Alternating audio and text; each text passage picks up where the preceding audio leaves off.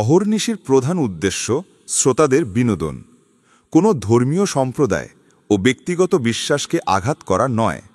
আমরা আশা করব অহর্নিশি শ্রোতারা শুধুমাত্র গল্প শোনার উদ্দেশ্যেই এই গল্পটিকে গ্রহণ করবেন। মদ্যপান, ধূমপান এবং মাদক সেবন স্বাস্থ্যের পক্ষে ক্ষতিকর। এই গল্পের সমস্ত ঘটনা ও চরিত্র কাল্পনিক। যদি বাস্তবের সঙ্গে কোনো মিল থেকে থাকে তা নিতান্তই কাকতালীয়। গ্রামের বুকে নেমে এসেছে এক অজানা আতঙ্ক, একের পর এক নৃশংস হত্যাকাণ্ড। প্রতিটি লাশের মুখেই তীব্র আক্রোশের ছাপ, আর উধাও হয়ে যাওয়া জীব। এ কি কোনো মানসিক বিকারগ্রস্ত খুনির কাজ, নাকি এর পিছনে রয়েছে কোনো অতৃপ্ত আত্মার অভিশাপ? পুলিশ খুঁজছে প্রমাণ, আর গ্রামের মানুষ খুঁজে বেড়াচ্ছে অলৌকিকের ব্যাখ্যা। অহর্নিশি আপনাদের জন্য নিয়ে এসেছে এক গা ছমছমে ভৌতিক গল্প। সৌম্য মুখার্জির কলমে আজকের নিবেদন, জীব কাটার আতঙ্ক।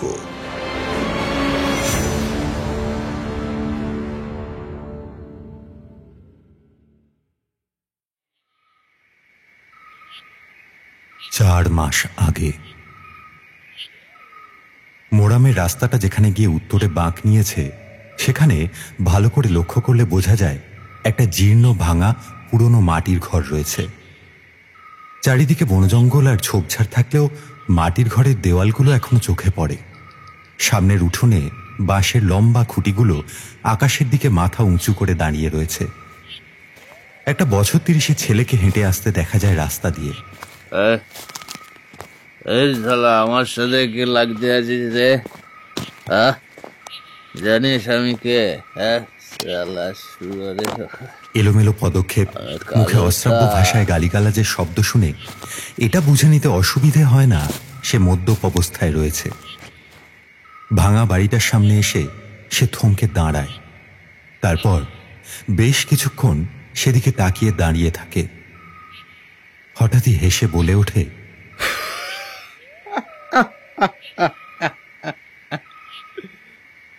সে একদিন ছিল বটে। শালা আমার থেকে শিকারকে বাঁচিয়ে রাখা অত সহজ নয়। নিজে তো মরলই, সাথে সাথে শিকারটাকেও আমার হাতে তুলে দিয়ে গেল।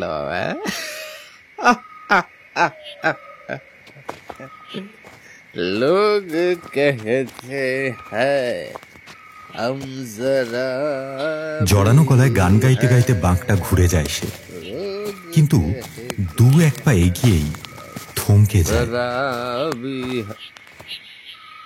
কেউ একটা পিছনে এসে দাঁড়িয়েছে তার।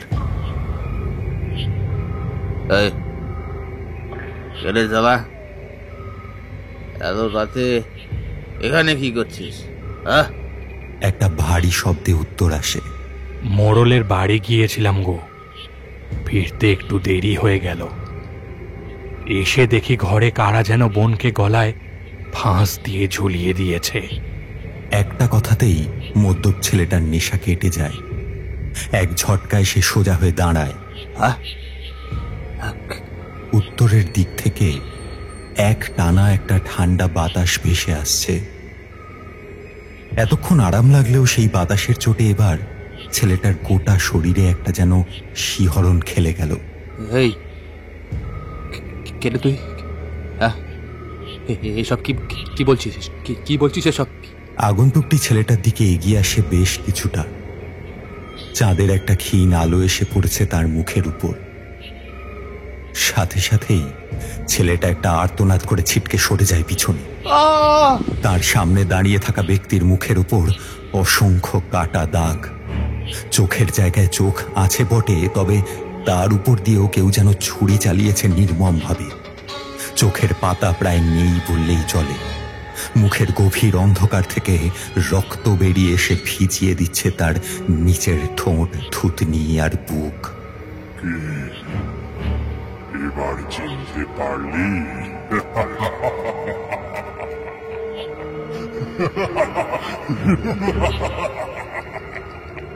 একটা হাসির বিকট শব্দে চারিদিক কেঁপে উঠল। বাতাসের গতি যেন বেশ কিছুটা বেড়ে উঠেছে আগের থেকে। ছেলেটা পিছনে সরতে থাকে, কিছুটা পিছিয়ে আবার চমকে ওঠে। কিছু একটা তার মাথায় ঠেকেছে। মাথাটা ঘোরাতেই দেখে একজোড়া পা শূন্য থেকে ঝুলে রয়েছে তার মাথার ঠিক সামনেই। সে আবারও চেঁচিয়ে ওঠে। সঙ্গে সঙ্গে তার মুখের একধারে খেলে যায় একটা তীক্ষ্ণ ছুরির আঘাত। ভয়ের সাথে মেশে এবার তীব্র যন্ত্রণার হাহাকার।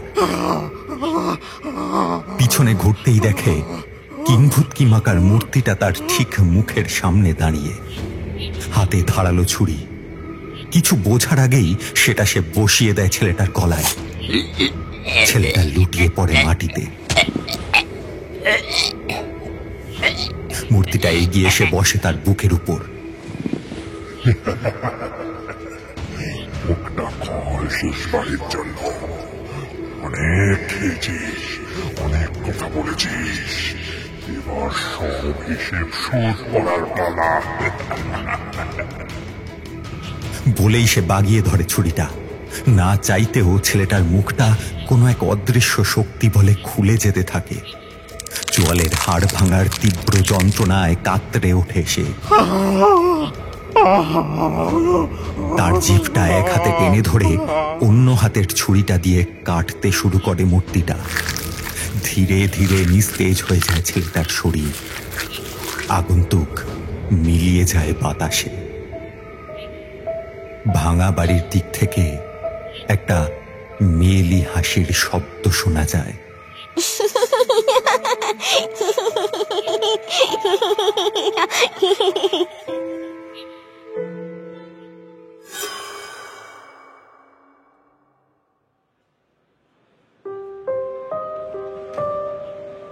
বর্তমান সময়। উদ্বিগ্ন মুখ দুটো একভাবে তাকিয়ে রয়েছে মৃতদেহটার দিকে। মৃতদেহের মুখটা চেনা বড় কষ্টকর। এমনকি পরিবারের লোকও তাকে শনাক্ত করেছে পরনের জামা কাপড় দেখে আর বাঁ হাতের কবজিতে আঁকা উল্কিটা দেখে। মুখের ওপর অসংখ্যবার ধারালো অস্ত্র দিয়ে কেউ যেন তীব্র আক্রোশে আঘাত এনেছিল। চোখ উপড়ে এসেছে একটা। চোখের পাতা কেটে ঝুলে রয়েছে একদিকে, গালের প্রায় সবটাই কেটে ঝুলে পড়েছে নিচের দিকে।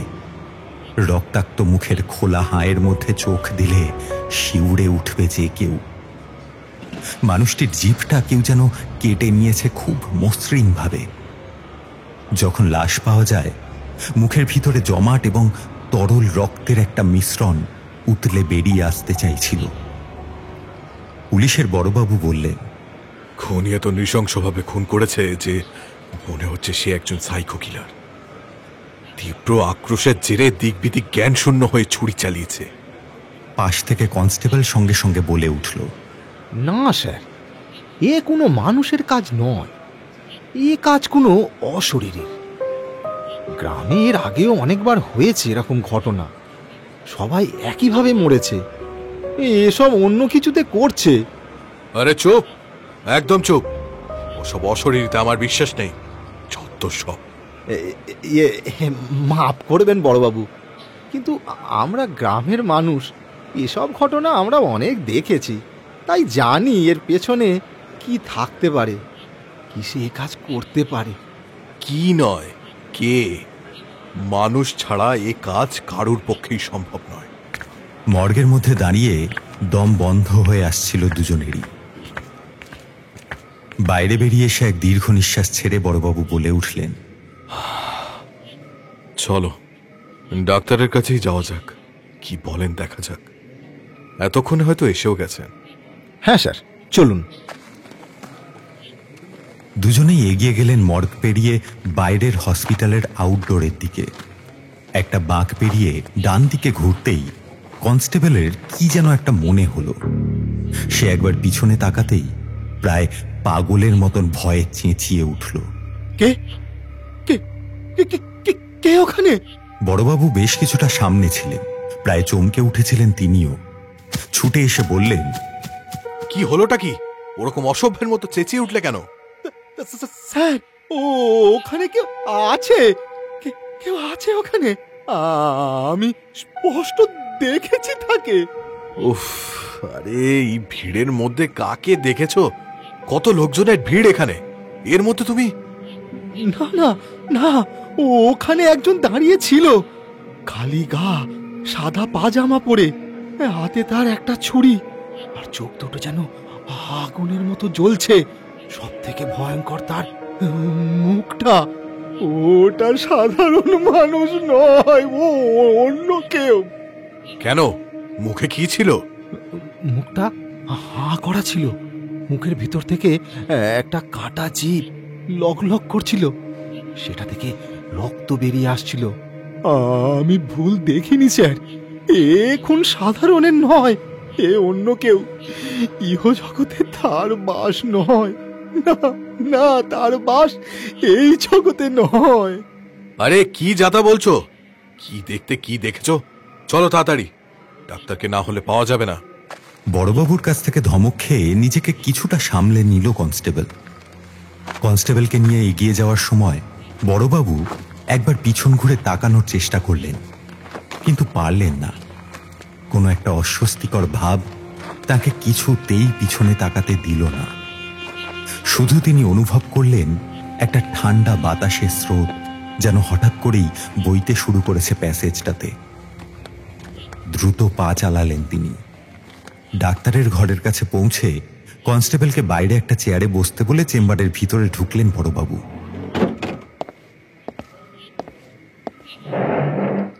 ডাক্তারের সঙ্গে আলাপ সেরে তিনি প্রশ্ন করলেন, তাহলে কি জানতে পারলেন?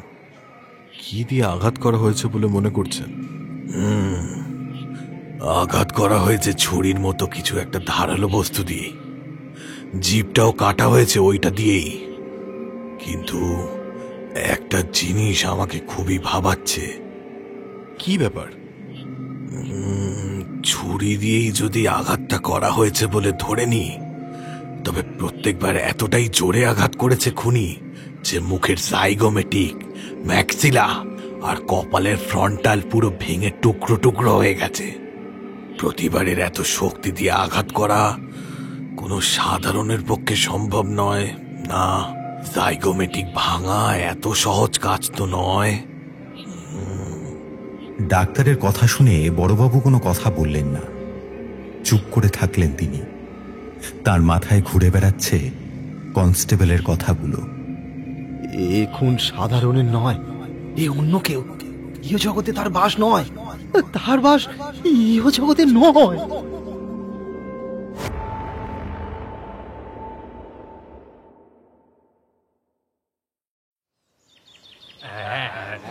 রমেন কিন্তু ঠিকই কথা বলছে, আমরা কষ্ট করে চাষ করব আর সব ফসল 6 মাস আগের ঘটনা।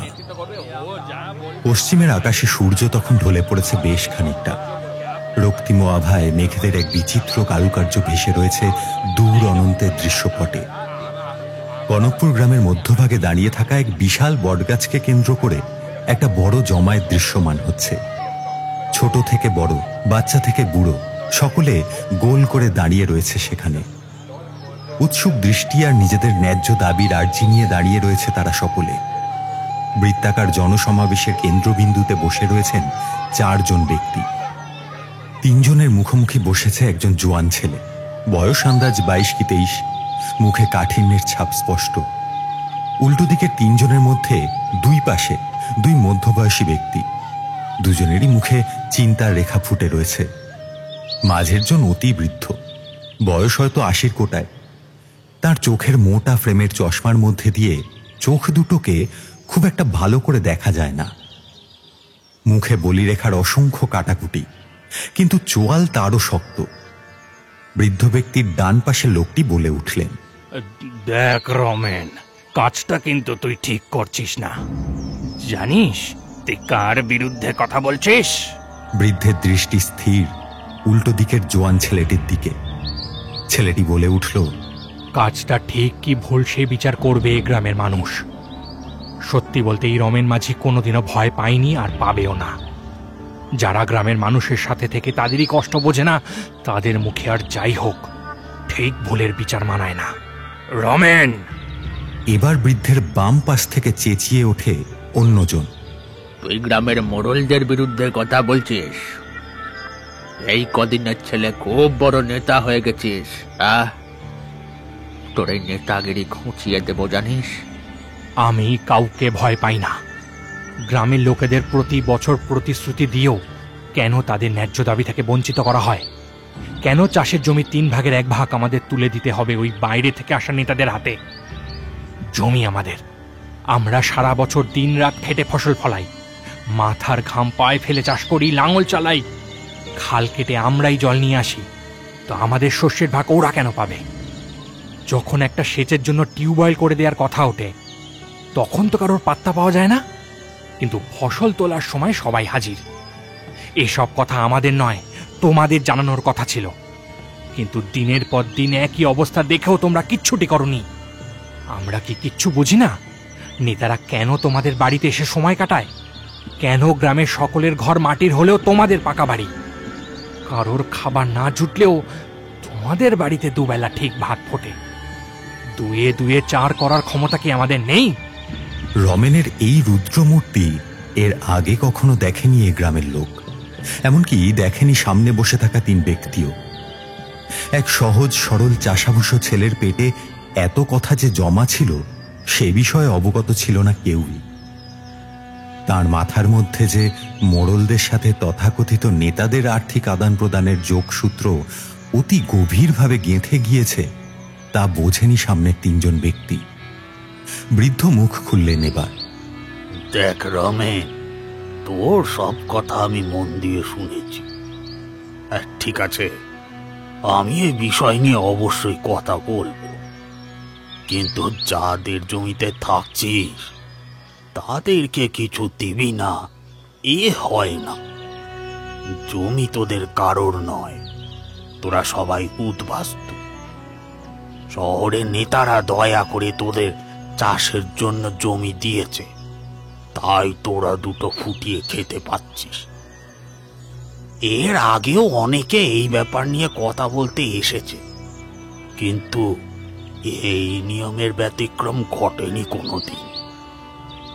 কিন্তু যারা আওয়াজ তুলেছিল তাদের কি হয়েছিল তুই জানিস নিশ্চয়ই। নিজের বাবার কথা ভুলে গেলি রমেন? খুব ধীর, শান্ত, নিচু গলায় হিসিস করে কথাগুলো বললেন সেই বৃদ্ধ। 2 ঠোঁটের কোণ উঠে এসেছে বেশ কিছুটা উপরে। ফোকলা দাঁতের শাড়ির বেশ কিছুটা দাঁত দৃশ্যমান হলো 2 ঠোঁটের ফাঁক দিয়ে। তার চোখের চশমা এখন নাকের গোড়া থেকে নেমে এসেছে বেশ কিছুটা নিচে। চোখে অসম্ভব ধূর্ততা আর কুটিলতার ছাপ। রমেনের পিছনের লোকগুলো সরে গেল 2 পা। সকলে ভয় পায় এই দৃষ্টি, এই গলার স্বর। মোড়ল চণ্ডীপ্রসাদের অভিজ্ঞতায় এই গ্রাম চলছে প্রায় 30 বছর ধরে। গ্রামের প্রতিটা মানুষ খুব ভালো করে চেনে তাকে। তারা জানে যে ওর হাত ঠিক কতটা লম্বা। আগেও কয়েকজন তার বিরুদ্ধে কথা বলার ফল ভুগেছে হাতে নাতে, কিন্তু রমেন তার দাবি থেকে এতটুকু নড়ল না। তার চোয়াল যেন আরো বেশি শক্ত হয়ে উঠল চণ্ডীপ্রসাদের কথাগুলো শুনে। প্রায় ঝাঁপিয়ে এসে একদম মুখোমুখি দাঁড়ালো সে চণ্ডীপ্রসাদের। খুব কাটা কাটা স্পষ্ট গলায় সে বলল, বাবার মৃত্যুটা যে স্বাভাবিক হয়নি সে আমি আগের থেকেই জানতাম। তার পেছনে কে বা কারা রয়েছে সব আমি জানি। আমি চাইলেই পারতাম তাদেরকে এই পৃথিবীর থেকে সরিয়ে দিতে, কিন্তু মহাপাপের বোঝা আমি নিতে চাই না। আমার বাবার শিক্ষার পথেই চলতে চেষ্টা করেছি আমি, কিন্তু আরেকবার যদি এই কথা তোমার মুখে শুনি তবে ওই জীব আমি কেটে কুকুরকে খাওয়াবো। গ্রামের মানুষকে শাসনের জন্য তোমাদের মোড়ল বানানো হয়নি, বানানো হয়েছে তাদের সব সুখ দুঃখে পাশে থাকার জন্য। কথাটা যেন মনে থাকে। পরের বার মুখ থেকে কথাটা বেরোনোর সময় এই কথাটা যেন খেয়াল থাকে। হয়তো সেদিন ওই কথাটাই তোমার শেষ কথা হবে। রমেনের রক্তচক্ষু দেখে চণ্ডীপ্রসাদের চোখ বিস্ফারিত হয়েছে। ঘটনার আকস্মিকতায় হোক কিংবা রমেনের এই মূর্তি দেখেই হোক, সকলে স্পষ্ট বুঝল তিনি ভয় পেয়েছেন। এর আগে কেউ কোনোদিন তাকে ভয় পেতে দেখেনি। তাহলে কি রমেনই সেই ত্রাসের সঞ্চারকর্তা? এতদিন যা কেউ পারেনি তা কি রমেন পারবে করে দেখাতে? নাকি সেও তলিয়ে যাবে কুটিলতার জটিল জালে? গ্রামবাসীদের মনের বল যেন কিছুটা হলেও বাড়ল। তারাও এগিয়ে এলো কিছুটা, এবং বৃত্তের ব্যাসটা ছোট হল। তিনজন স্পষ্ট বুঝেছে সকলের দাবি একটাই, এবার আমাদের মুক্তি চাই। ফসল ফলাবো আমরা, আমরাই তার মালিক, আর কেউ নয়। আমাদের মুক্তি চাই, আমাদের মুক্তি চাই। এই ফসল আমাদের, এই ফসল আমরা কারো না, এই ফসলে শুধু সকলে যে যার মতন ঘরে চলে এলো। রমেনের চলে যাওয়াকে এক দৃষ্টে দেখতে থাকলো তিন মোড়ল। সে এখন অনেক পরিণত, অনেক শক্তিশালী, সহজে ভাঙবে না সে।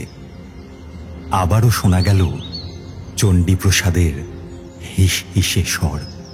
আগেও সবার সাথে যা হয়েছে তোর সাথেও তাই হবে। বাপের কাছে যেতে বেশি দেরি নেই তো।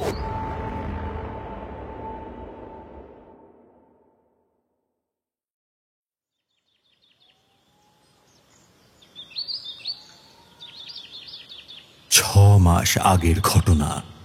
বেনি, এ বেনি, কোথায় গেলি? তাড়াতাড়ি খেতে দে, বড্ড দেরি হয়ে গেল যে। দুপুর গড়িয়ে বিকেল হয়ে যাবে বুঝতে পারিনি। দে দে, খেতে দে, তাড়াতাড়ি খেতে দে। রমেনের ডাকে ছুটে এসে দরজায় দাঁড়ালো 1 বছর 15-র মেয়ে। পরনে একটা সস্তার লাল ছাপা শাড়ি, চুলগুলো দুদিকে বিনুনি করে বাঁধা, সেগুলো এসে পড়েছে বুকের নিচ অবধি। ঠায় সে দাঁড়িয়ে থাকলো দরজায়। কি রে, দাঁড়িয়ে রইলি যে? খেতে দে, আমি হাত পাটা ধুয়ে আসছি, দাঁড়া। তা কি রাজকার্যে গিয়েছিলে? সেই সকাল থেকে কোনো বার্তা নেই। লোকে খেতেও আসে একবার বাড়িতে, সারাদিন ধরে খালি ওই মোড়লের বিরুদ্ধে লোক জড়ো করছো। এতে কি কিছু লাভ হবে? বাবাও গেছে, এবার তুমিও। বলতে বলতে সে ছুট্টে ঘরের ভিতর ঢুকে গেল। রমেন একভাবে দাঁড়িয়ে রইল সেখানেই। বেনির চোখের কোণে স্পষ্ট জল লক্ষ্য করেছে সে। সত্যিই তো, সে ছাড়া বেনির তো কেউ নেই। তার যদি কিছু হয় তবে বেনির কি হবে? কে দায়িত্ব নেবে তার? প্রাপ্তবয়স্ক মেয়ের পরিবার বলতে যদি কেউ না থাকে তবে তার কি পরিণতি হতে পারে সে রমেন ভালো করেই জানে। তার উপর গ্রামের বেশ কয়েকটা ছেলে অনেক দিন ধরে নজরে রেখেছে তাকে। রমেন থাকায় কিছু করতে পারে না তারা, কিন্তু সে না থাকলে কে আগলে রাখবে তাকে? কিন্তু একজন আছে যে বেনির খেয়াল রাখে খুব, সুমিত। সুমিত রমেনের সাথেই বড় হয়েছে একসঙ্গে। বাড়ি রমেনের থেকে মাত্র 2 বাড়ি পরেই। তার বয়স 20। ছোট থেকেই সে বেনিকে দেখছে, পড়াশোনাও করেছে অনেক। রমেনদের সব সুখ দুঃখের সঙ্গে থেকেছে সে। বেনির একাকিত্বের সঙ্গী বলতে সেই। সুমিতের বাবা মাও খুব ভালোবাসে বেনিকে, নিজেদের মেয়ের মতন দেখে বেনিকে। রমেন না থাকলে বেনির হয়তো খুব অসুবিধে হবে না, কিন্তু দাদা হিসেবে তারও কিছু কর্তব্য রয়েছে। আর ভাবে না সে এসব নিয়ে। হাতে টানা কলের দিকে এগিয়ে যায় সে। হাত পা ধুয়ে এসে দাওয়ায় বসে রমেন। গামছায় হাত মুখ মুছে আরাম করে বাঁশের খুঁটিতে হেলান দিয়ে বসে সে। বেনি কিছুক্ষণ পরেই হাতে করে খাবার থালা নিয়ে আসে। রমেনের সামনে নামিয়ে রেখে হাত পাখা বের করে আনে জানালার খাঁজ থেকে।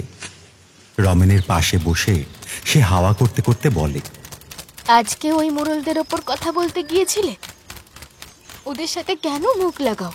জানো না ওরা বাবার কি অবস্থা করেছিল? ওরা চাইলে সব পারে। মানুষ মারতে ওদের একবারও হাত কাঁপে না। গিয়েছিলাম আমি একটু মাতব্বরি করতে, শুনিয়ে দিয়ে এসেছি 2-4 কথা। গ্রামের সবার সামনেই বলেছি, সবাই আমার সাথে আছে, আমার কিচ্ছু হবে না। ওসব ওপর ওপর পাশে থাকা, আসল সময় কেউ পাশে থাকবে না। এর মধ্যেই বাড়ির ভিতরে এসে ঢুকলো একটা জোয়ান বলিষ্ঠ চেহারার যুবক। আরে সুমিত যে, আয় ভাই আয়, বস এখানে। তা কি খবর? 2 দিন দেখা পাইনি তোর, কোথায় ছিলিস? আর বলো না রমেনদা, পরশু সকালে মামার বাড়ি থেকে ফোন এসেছিল। দাদুর শরীরটা খুব খারাপ, বাবারও সেদিন জ্বর এসেছিল খুব। সেই শরীরে একা একা এত দূর যাওয়াটা ঠিক হতো না, তাই আমাকেই যেতে হয়েছিল একবার। ও, তার দাদু কেমন আছেন এখন? হ্যাঁ, এখন আগের থেকে একটু ভালো। তা আজকে পাশের বাড়ির রিজুর মুখে শুনলাম তুমি নাকি মোড়লদের হুমকি দিয়েছ। বেনি কথাটা শুনেই কটমট করে তাকালো তার দাদার দিকে। রমেন একটু ইতস্তত করতে লাগলো। মানে হ্যাঁ, ওই একটু কড়া ভাষায় বলেছি আর কি। বেনি উঠে রাগে হনহন করে রান্নাঘরের দিকে চলে গেল। ভালো লাগে না। ওই গেল, আবার সেই মুখ ঝামটা খেতে হবে। আর তোকেও বলি, ওর সামনে কেন বললি? দেখো রমেনদা, এটা ঠাট্টার ব্যাপার নয়। তুমি হয়তো এই গ্রামের জন্য ভালো করছো, কিন্তু এসব ব্যাপার অনেক ঝুঁকির। নিজের প্রাণকে বাজি ধরা। বেনি আছে, তুমি ওর কথা ভাবো। ওর কি হবে তোমার কিছু হয়ে গেলে? আজকের পর থেকে একটু সাবধানে থেকো। মোড়লরা নাকি তোমার ওপর খুব ক্ষেপে রয়েছে, আর ওরা যা খুশি তাই কিছু একটা করতে পারে। তাই বলছি, সাবধানে থেকো। আরে ছাড় তো, কি করবে ওরা? এই গ্রামের এত লোক আমার সাথে রয়েছে, আর আমার কিছু হয়ে গেলে তোরা তো আছিস। পারবি না বেনিকে দেখে রাখতে? কিরে রমেনদা, ও রমেনদা! দরজার কাছে এসে দাঁড়ায় একটা ছোকরা ছেলে। আরে বলাই, কিরে কি হলো? এই সন্ধ্যা হতে চললো, এখন কি হলো আবার? তোমাকে আজকে সন্ধ্যের দিকে চণ্ডীপ্রসাদ ওর বাড়িতে ডেকেছে। গ্রামের বেশ কয়েকজন মাথা থাকবে, তোমাকে কিছু বলার আছে বলল। আমি এখন আসি গো। আরে শোন, যা চলে গেল যে। বলাইটা বড্ড অস্থির, তাড়াহুড়ো সব সময়। হঠাৎ করে আমাকে ডাকলই বা কেন? কেন আবার? যাও, সকালে যা করে এসেছো তার জন্যই হয়তো। দেখো, গ্রামের মাথাদের সামনে হয়তো ক্ষমা চাওয়াবে। বেনির কথা শুনে দুজনেই রান্নাঘরের দিকে তাকালো। বেনি চা হাতে এসে দাঁড়িয়েছে দাওয়ার উপর। সেটা সুমিতের দিকে বাড়িয়ে দেয় সে। সুমিত সেটা নিয়ে বলে, রমেনদা, আমিও যাব তোমার সাথে, চলো। রমেনের খাওয়া শেষ হয়ে গেছে ততক্ষণে। উঠে সে কলতলার দিকে এগোতে লাগলো। দূর, তুই এবার কেন যাবি? আমি একাই যাব। তুই বরং এখানে থাক, বেনিও একা থাকবে বাড়িতে। সবাই যদি চলে যাই তার চেয়ে বরং তুই থাক। না দাদা, আমি যাব তোমার সাথে। আমার মন বলছে ওরা এমনি এমনি ডাকেনি তোমাকে, কিছু তো একটা মতলব এঁটেছে ওরা। হ্যাঁ, সুমিতদা ঠিকই বলেছে। সুমিতদাকে নিয়ে যাও। তোমরা না এলে আমি দরজা খুলবো না। তাহলেই তো হলো, জেদ করো না।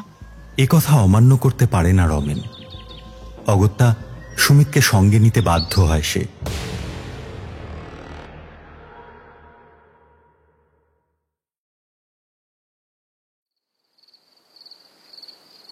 বর্তমান সময়। স্যার, চা এনে দেব? বড়বাবু টেবিলের ওপর অসংখ্য কেসের ফাইল বের করে নাড়াচাড়া করছিলেন।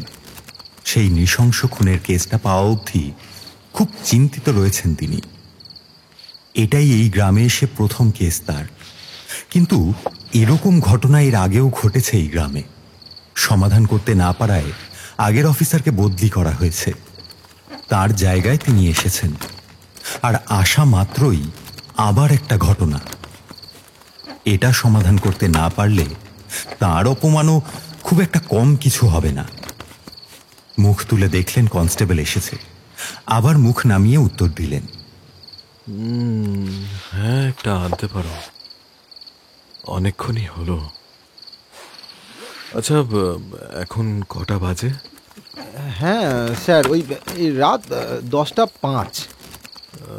সকাল থেকে খুঁজে যাচ্ছি, কিন্তু পাচ্ছি না কিছুতেই। কোনো কিছুর সাথে এই খুনটার যোগাযোগ নিশ্চয়ই রয়েছে।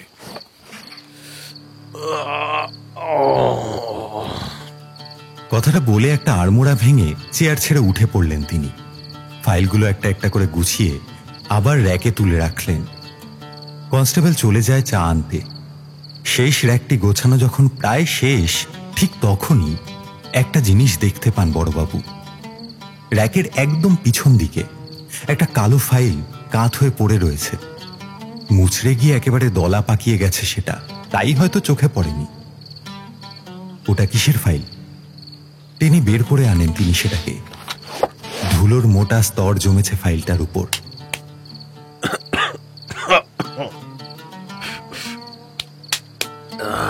একটু ঝেড়ে মুছে সোজা করে প্রথম পাতাটা উল্টান তিনি। 6 মাস আগেকার ফাইল। কেস ক্লোজ করে দেওয়া হয়েছে অনেক আগেই। কনস্টেবল চা নিয়ে চলে এসেছে ততক্ষণে।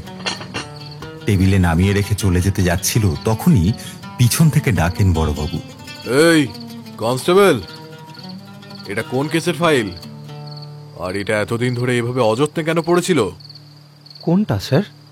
আরে এই যে একই দিনে দুটো মৃত্যু হয়েছিল মাস 6 আগে, একজনের আত্মহত্যা আর একজনকে কেউ বা কারা খুন করেছিল। কি ঘটনাটা কি এটা? এইবার কনস্টেবলের দিকে তাকিয়ে একটু অবাক হন তিনি।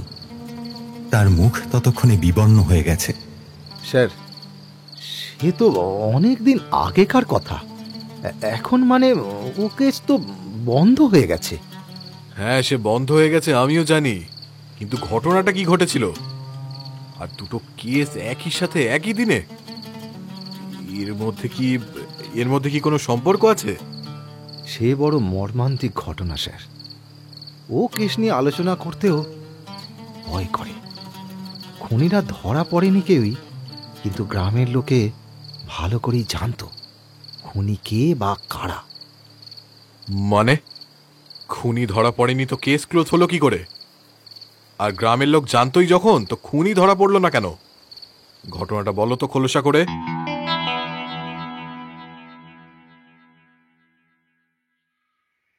মাস আগের ঘটনা।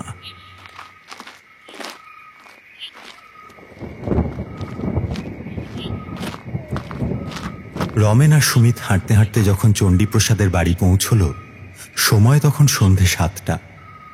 আকাশে অল্প অল্প মেঘ জমতে শুরু করেছে। জ্যোৎস্না উঠলেও তার রং আজ ফিকে। মেঘের ডাক শোনা যাচ্ছে মাঝে মাঝে। হয়তো ঘণ্টাখানেকের মধ্যে বৃষ্টি নামবে। দুজনে একসাথে বাড়িতে ঢুকল। বিশাল বাড়ি চণ্ডীপ্রসাদে।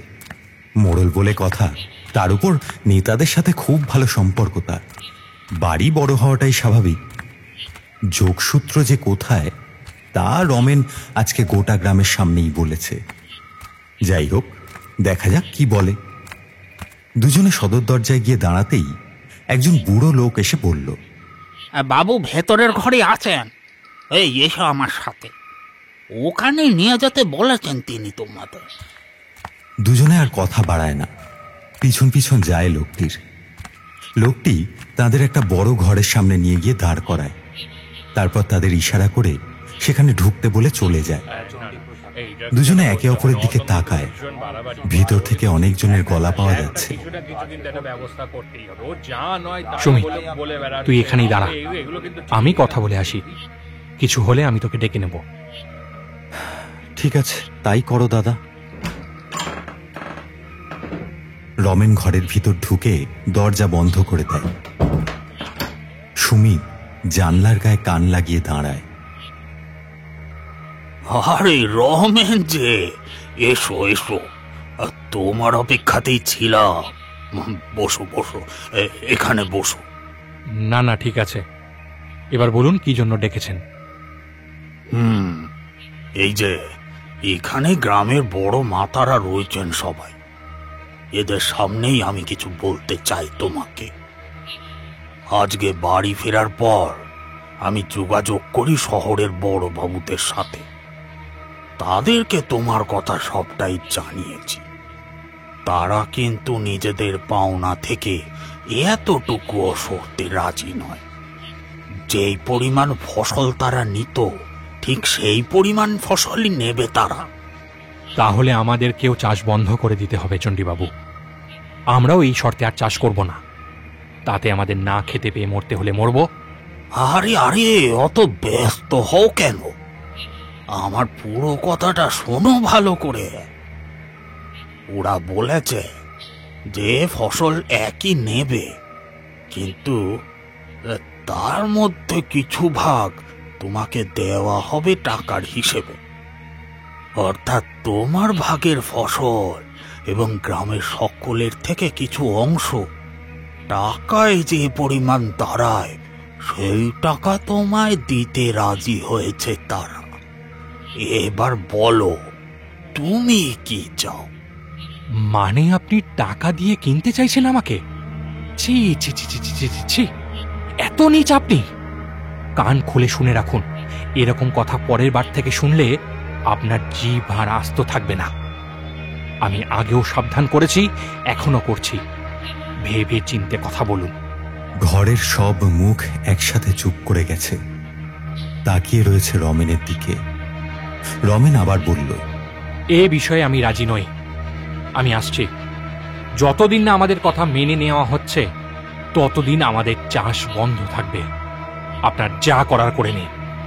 ভুল করছিস রমেন, এতে তোর লাভ ছিল।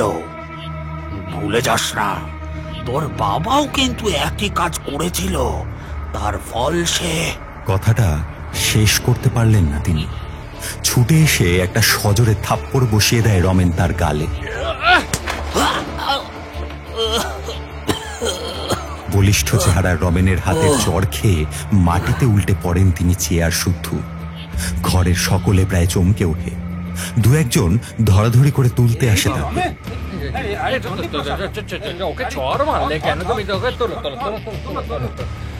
বলেছিলাম না, এ কথা আর একবারও যেন না শুনি, মনে থাকে যেন চটটা। কথাটা বলেই হনহন করে বেরিয়ে যায় সে ঘর থেকে। চণ্ডীপ্রসাদ উঠে বসতে বসতে বলেন, কাজটা ঠিক করলি না রমেন।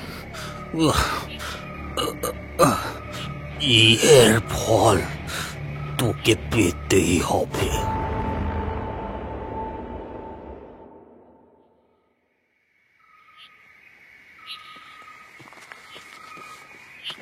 রাস্তায় যেতে যেতে সুমিত খুব বকাবকি করতে থাকে রমেনকে। তুমি কোন আক্কেলে ওকে চড় মারতে গেলে? জানো না ওর কত প্রভাব? ওর অসাধ্য কিচ্ছু নেই।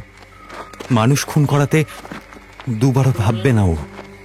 এই তুই চুপ কর তো, মাথা এমনিতেই গরম হয়ে আছে। যা করেছি বেশ করেছি। দুজনেই চুপ করে যায় এক সময়।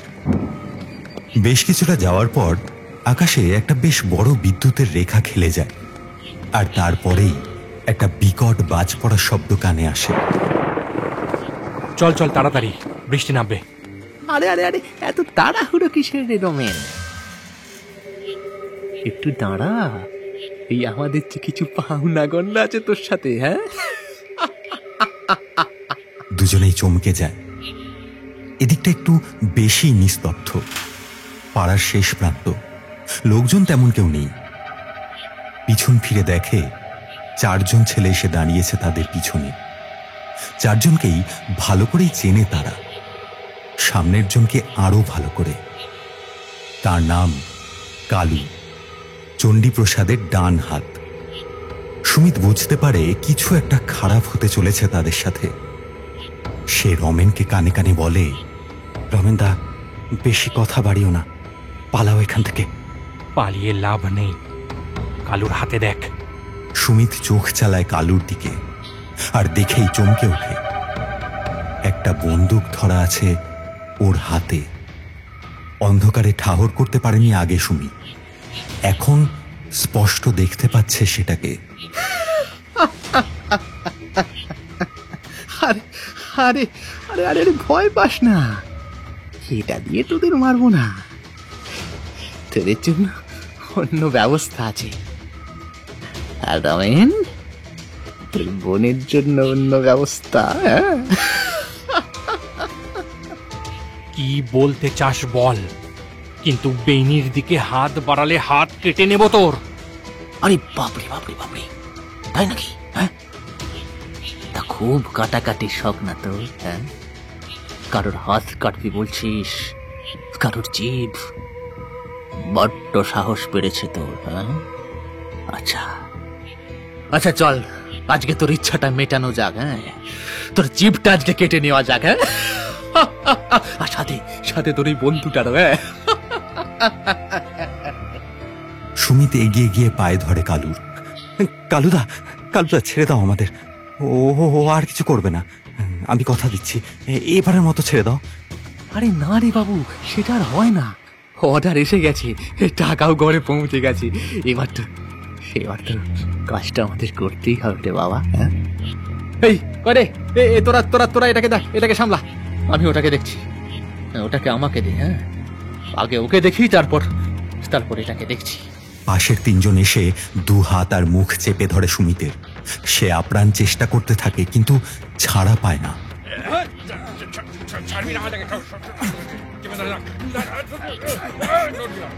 কালু এগিয়ে যায় রমেনের দিকে, বন্দুকটা কোমরে গুজে একটা ধারালো ছুরি বের করে আনে সে। হাতে ঘোরাতে ঘোরাতে এগিয়ে গিয়ে দাঁড়ায় রমেনের সামনে। কি বলেছিলি যেন বাবুকে? হ্যাঁ, জিভ কেটে নিবি, তাই তো? হ্যাঁ, সুযোগ পেলে তাই করতাম। শালা সুগারের বাচ্চা। এই বলেই এক লাথি মারে কালু রমেনের পেটে। ছিটকে পড়ে সে। উঠে দাঁড়িয়ে সেও একটা ঘুষি চালায় কালুর মুখ লক্ষ্য করে, কিন্তু দক্ষ হাতে কালু ধরে নেয় সেটাকে। হাতটা পিছনে ঘুরিয়ে চেপে ধরে রমেনকে, তারপর ছুরিটা দিয়ে মুখের একধারে সজোরে টেনে দেয় সে। যন্ত্রণায় ছটফট করতে থাকে রমেন। এবার ছুরিটা নিয়ে রমেনের পেটে ঢুকিয়ে দেয় সে। একটা গক করে আওয়াজ বেরিয়ে আসে রমেনের মুখ থেকে। তাকে মাটিতে ছুঁড়ে ফেলে দেয় কালু। বলিষ্ঠ হাতে তার গলা চেপে ধরে বসে পড়ে তার বুকের উপর।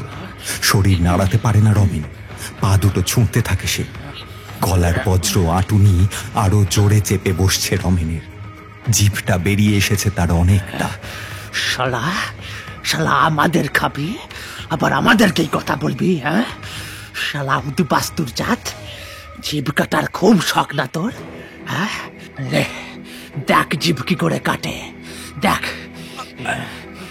এর হাত দুটো ধরবি, আয় তো, শক্ত করে ধর এর হাত দুটো। কালুর নির্দেশে একজন লোক সুমিতকে ছেড়ে রমেনের দিকে এগিয়ে আসে। শক্ত করে ধরে রমেনের দুটো হাত। কালু এক হাতে জোরে টেনে ধরে রমেনের জিভটা।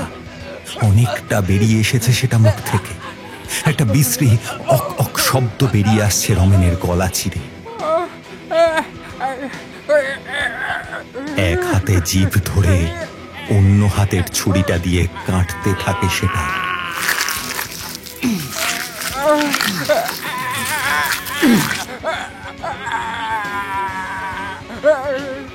তীব্র যন্ত্রণায় পা দুটো ছুঁড়তে শুরু করে রমেন। ওদিকে সুমিত চেঁচাতে চাইছে, কিন্তু পারছে না। এই দৃশ্য দেখে চোখ ফেটে জল বেরিয়ে আসছে তার। এতদিন যার সাথে বড় হয়েছে সে, দাদার মতন দেখেছে, তাকেই মরতে দেখছে সে চোখের সামনে। রমেনের কাটা জিভটা হাতে নিয়ে সেটাকে তারই মুখে গুঁজে দেয় কালু।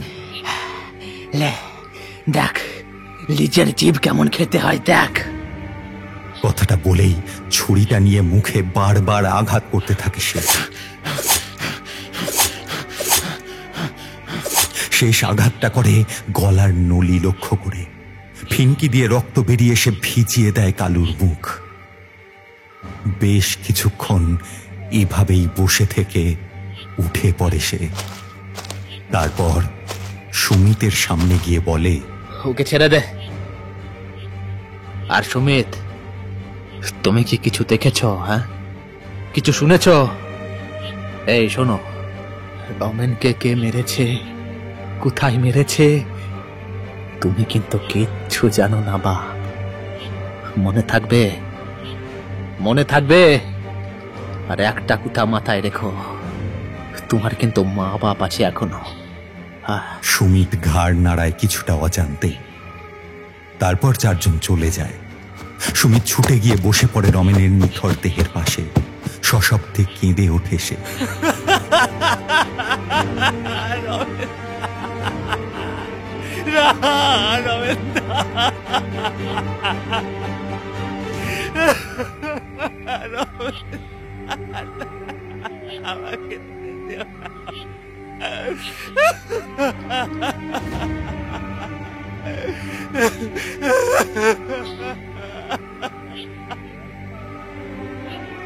এতক্ষণ যে কান্নাটা গলার কাছে এসে আটকে ছিল, সেটাই মুখ দিয়ে বেরিয়ে আসে অবাধে। বেশ কিছুক্ষণ বসে থেকে সে উঠে পড়ে। তার মনে পড়ে কালুর কথা। আর তোর বোনের জন্য অন্য ব্যবস্থা। সুমিতের মনে পড়ে যায় বেনি একা রয়েছে বাড়িতে। দরজা খুলতে না চাইলেও বাড়ির ভিতরে ঢোকা এমন কিছু কঠিন ব্যাপার নয়। সে তাড়াতাড়ি ছুটতে শুরু করে রমেনের বাড়ির উদ্দেশ্যে। ঊর্ধ্বশ্বাসে ছুটতে ছুটতে সে ভাবে, রমেনদাকে হারিয়েছি, বেনিকে কিছুতেই হারাতে পারবো না, কিছুতেই না।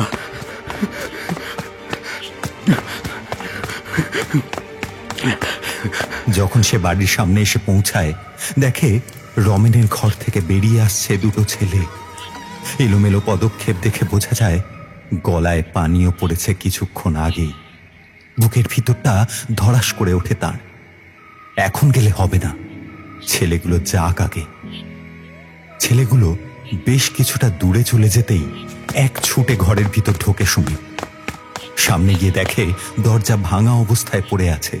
কেউ জোরে আঘাত করে ভেঙে দিয়েছে বাঁশের দুর্বল দরজাটা। ভিতরে ঢুকতেই একটা লাল ছাপা শাড়ির অংশ চোখে পড়ে তার। কিন্তু গোটা ব্যাপারটা দেখে সে স্থির হয়ে দাঁড়িয়ে পড়ে সেখানে। চৌকাঠের বাইরেই সে দাঁড়িয়ে থাকে একভাবে। চোখের সামনে দৃশ্য কিছুতেই বিশ্বাস করতে পারছে না সে। কিছুক্ষণ আগেই যে লাল ছাপা শাড়িটা পরে থাকতে দেখে গিয়েছিল বেনিকে, সেটাই এখন জড়ানো রয়েছে তার গলায়। ওপর প্রান্তটি আটকানো ঘরের ওপরের মোটা কড়ি কাঠের সাথে। বেনির চুলগুলো এলোমেলো, বিনুনির বেশিরভাগটাই খুলে গিয়েছে। বুক পর্যন্ত ছড়িয়ে পড়েছে সেগুলো। ঊর্ধ্বাঙ্গ সম্পূর্ণ নগ্ন। মাথাটি হেলে রয়েছে একদিকে নির্জীবভাবে। সমগ্র শরীরটা দুলছে সামনে পিছনে। সুমিত দরজা থেকে সরে আসে। সহ্য করতে পারে না সেই দৃশ্য। তার চোখের জল শুকিয়ে গেছে অনেক আগে। পরিবর্তে এখন রাগ, ঘৃণা, প্রতিশোধের এক মিশ্র অনুভূতি খেলে বেড়াচ্ছে তাতে। নিজেকে ভীতু, কাপুরুষ, অসহায় মনে হতে থাকে তার। পাগলের মতন আবার ছুটতে থাকে সে। ছুটে বেরিয়ে আসে রমেনের বাড়ি থেকে। ছুটে চলে পুনরায় একই রাস্তায়।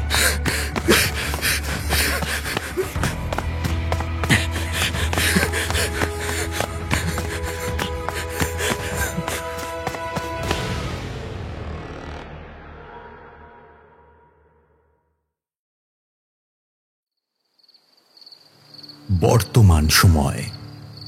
কনস্টেবল থামেন। বড়বাবু চা শেষ করে একটা সিগারেট ধরান।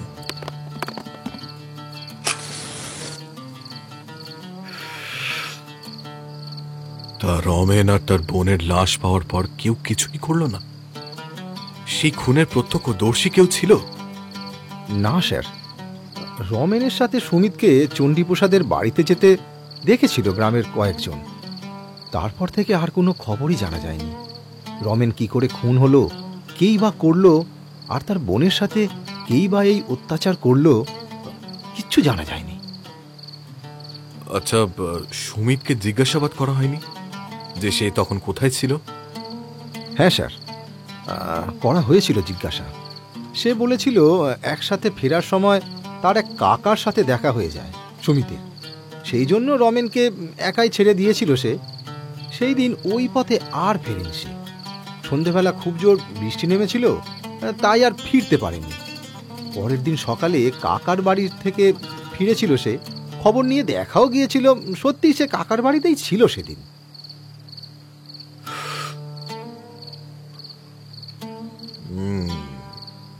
খুব ইন্টারেস্টিং ব্যাপার। তো তুমি যে বললে গ্রামের লোক জানতো কি খুন করেছে? হ্যাঁ, জানতো সবাই। কালু চণ্ডীপ্রসাদের ডান হাত ছিল সে। সব খুন খারাপই ওই করত। পুলিশ প্রমাণ পেলেও চণ্ডীপ্রসাদের প্রভাব থাকায় ছেড়ে দিতে বাধ্য হতো তাকে। তা কালু কোথায় এখন? রমেনের মৃত্যুর মাস দুয়েকের মধ্যেই তার মৃত্যু হয়। ওই যেরকম আজকের মৃতদেহটা দেখলেন, ঠিক সেই রকম ভাবেই মরেছিল সে। সে খুনেরও কিনারা হয়নি। আর সব থেকে বড় কথা স্যার, রমেনের মৃত্যু হয়েছিল একইভাবে। জিভটা কাটা আর মুখের ওপর অজস্র ক্ষতচিহ্ন। কিন্তু অমিল একটাই। কি? সব ক্ষেত্রেই কাটা জিভের অংশটা পাওয়া গেলেও রমেনের বেলায় সেটা পাওয়া যায়নি। বলো কি? বিস্ফারিত চোখে প্রায় লাফিয়ে ওঠেন বড়বাবু। আচ্ছা আচ্ছা, এই সুমিত এখন কোথায়? বাড়িতেই আছে স্যার, বিয়ে থা করেনি, মাকে নিয়ে একাই থাকে বাড়িতে। একটা ভালো ব্যবসা করে, তার থেকে যা লাভ হয় তা দিয়ে চলে যায় ওদের। আমার পাশের বাড়িটাই ওদের। এই শোনো, কালকে একবার নিয়ে যাবে তো আমাকে? ওর সাথে আমার কিছু কথা আছে। আমার মন বলছে ও আরো অনেক কিছু জানে। ওর কাছে গেলেই এই খুনের কিনারা হবে, আমি নিশ্চিত।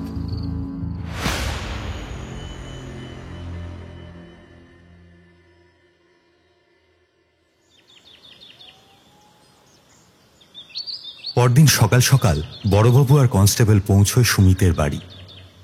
সুমিত, এই সুমিত, সুমিত! সুমিতের মা এসে দরজা খোলেন। পুলিশ দেখে একটু চমকে ওঠেন তিনি। আরে মাসিমা যে, সুমিত আছে বাড়িতে? হ্যাঁ হ্যাঁ, আসুন, ভিতরে আসুন। বলছি, ওকে কিছু করেছে? মানে সকাল সকাল আমাদের বাড়িতে? আরে আরে না না, এমনি কয়েকটা কথা জিজ্ঞাসা করার ছিল। আচ্ছা আচ্ছা, বসুন বসুন। সুমিত, এই সুমিত, এই বাইরের ঘরে আয় একবার। বড়বাবু এসেছেন, কিছু কথা বলবেন। আপনারা বসুন, আমি একটু চা করে আনি। কিছুক্ষণ পর সুমিত ঘরে এসে ঢোকে। পুলিশকে দেখে একটু অবাক হয়। সামনের একটা চেয়ার টেনে নিয়ে বসে বলে, নমস্কার বড়বাবু, বলুন আমি আপনাদের জন্য কি করতে পারি? রমেনের খুনের ব্যাপার নিয়ে কিছু কথা বলার ছিল। এতদিন পর আবার এই ব্যাপার নিয়ে কথা? আমি তো জানিয়েছিলাম যে আমি ছিলাম না ঘটনার সময়। আমি কিছুই জানি না এই ব্যাপারে। হ্যাঁ, সে কথা আমি আগেই শুনেছি, কিন্তু আমি জানতে এসেছি অন্য কথা। সেদিন চণ্ডীপ্রসাদের বাড়ি অবধি একসাথে গিয়েছিল তোমরা, সেখানে কি কি কথা হয়েছিল জানো তুমি? হ্যাঁ জানি কিছুটা। রমেনকে টাকার লোভ দেখিয়ে কিনতে চেয়েছিল। রমেনদা সেই প্রস্তাব অস্বীকার করে। তার উপর একটা চড় বসিয়ে আসে ওর গালে। তার জন্যই কালুকে পাঠিয়ে খুন করিয়েছে সে।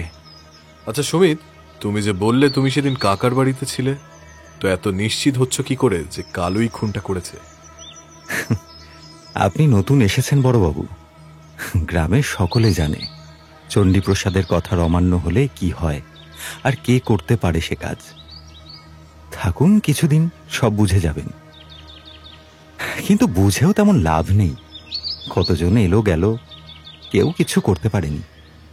আচ্ছা, তোমার কি মনে হয় এখন এই যে খুনগুলো হচ্ছে তার সাথে রমেনের খুনের কোনো সম্পর্ক আছে? হ্যাঁ, থাকতেই পারে, আবার নাও পারে। থাকতে পারে? কেমন করে? সব কথাই কি আমি বলে দেবো স্যার? চেষ্টা করুন, খুঁজে বের করুন। যান, আজকের দিনটা সময় দিলাম। আজকের মধ্যে খুঁজে না পেলে কালকে আসুন, সব বুঝে বলবো। হাসতে হাসতে চলে যায় সে। সুমিতের মা চা করে নিয়ে আসেন। বড়বাবু উঠে পড়েন। কি বুঝলেন স্যার? কনস্টেবলের প্রশ্নে জবাব না দিয়ে কিছুক্ষণ চুপ করে হাঁটতে থাকেন বড়বাবু। তারপর গাড়িতে উঠে পড়েন। সুমিত অনেক কিছু জানে।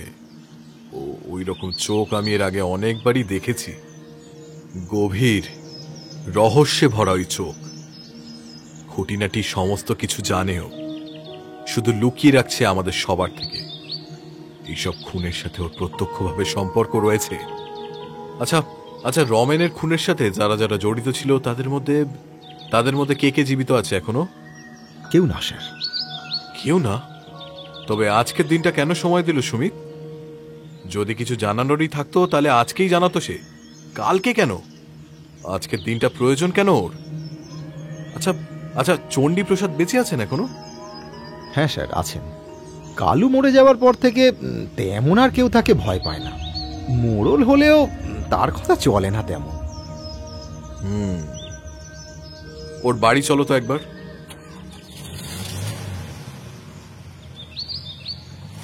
গাড়ি ঘুরিয়ে অন্য রাস্তা ধরে কনস্টেবল।